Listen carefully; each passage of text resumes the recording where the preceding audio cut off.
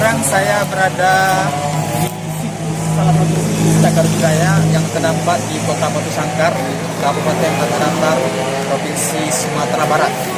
Nah, ada salah satu situs cagar budaya peninggalan zaman Megalitikum yang ada di sini.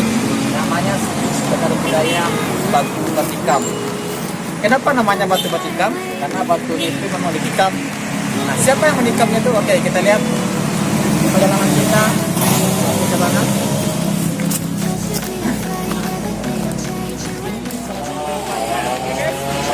Nah, kita lihat ini salah satu situs penting yang ada di sini. Ini disebut dengan sebagai Batu Batikam. Kenapa disebut Batu Batikam? Karena batu ini memang ditikam. Nah, apa pula itu ya? Ada di batikam gitu atau ditikam gitu.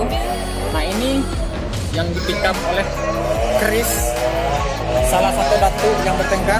Nah, kenapa dia disebut dengan Batu Batikam? Di Minangkabau ini dulu ada dua orang naku gitu sebagai pimpinan daripada masyarakat di sini. Namanya Datuk Katamanggungan dan Datuk Parmati dan Sabata.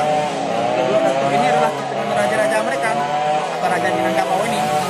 Lalu karena perselisihan mereka antara Datuk Parmati dan Sabata dengan Datuk Katamanggungan tadi, mereka tidak bisa menemukan titik temu berbeda pendapat itu. Nah, akhirnya sebagai penyelesaian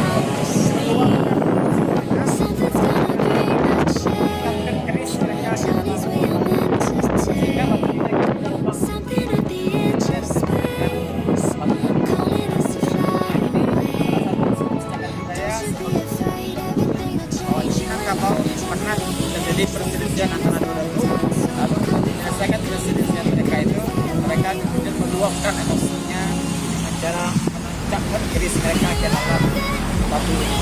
Ini yang disebut dengan sebagai Batu Batikam tadi. Oke, terima kasih. Sekian saja dengan saya. Assalamualaikum warahmatullahi wabarakatuh.